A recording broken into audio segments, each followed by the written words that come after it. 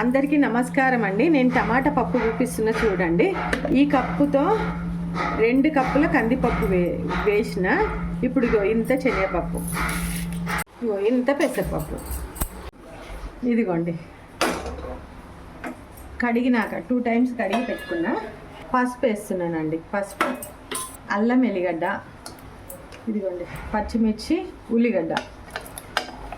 ఇష్టం ఉల్లిగడ్డ వేసుకోవచ్చు, లేకపోతే లేదు. సరిపోయేంత కారం,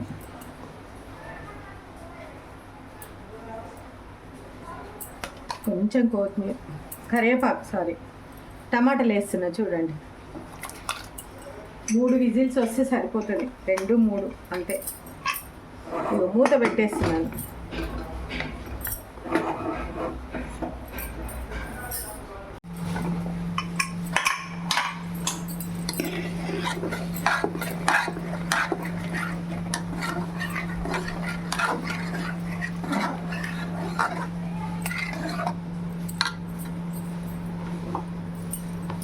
ఇక నేను ఉప్పు వేస్తున్నా. టమాటా పప్పు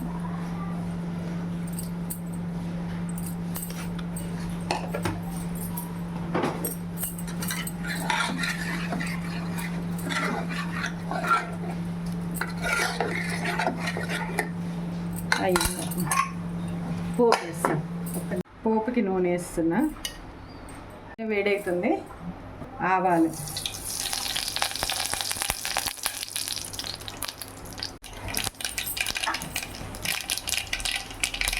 జీలకర్ర, ఎండుమిర్చి ఇగో కుంచేస్తున్నా. 3,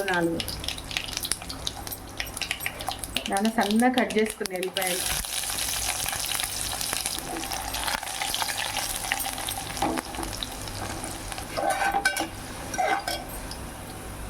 బ్రౌన్ కలర్ వచ్చినాయి. కరివేపాకు. పప్పులా ఇంగో వేస్తే చాలా బాగుంటాయి. టమాటా పప్పులో కొంచెం వేస్తుంది.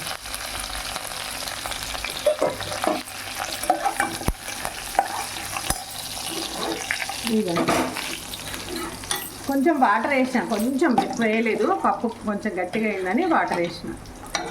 ఇదిగోండి పోపు వేస్తున్నా.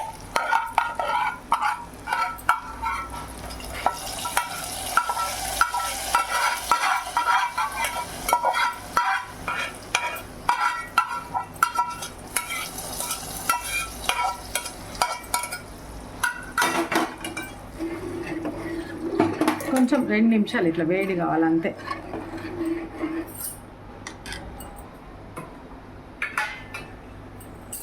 ఇదిగోండి కొత్తిమీర వేస్తున్నా.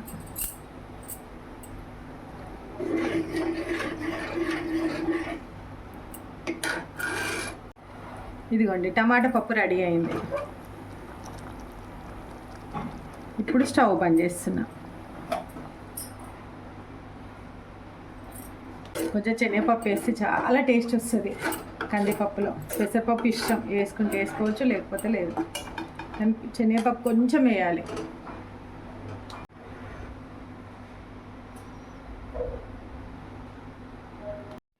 నమస్తే అండి. నా వంటలు కనుక మీకు నచ్చినట్టయితే లైక్ చేయండి, షేర్ చేయండి, సబ్స్క్రైబ్ చేసుకోండి.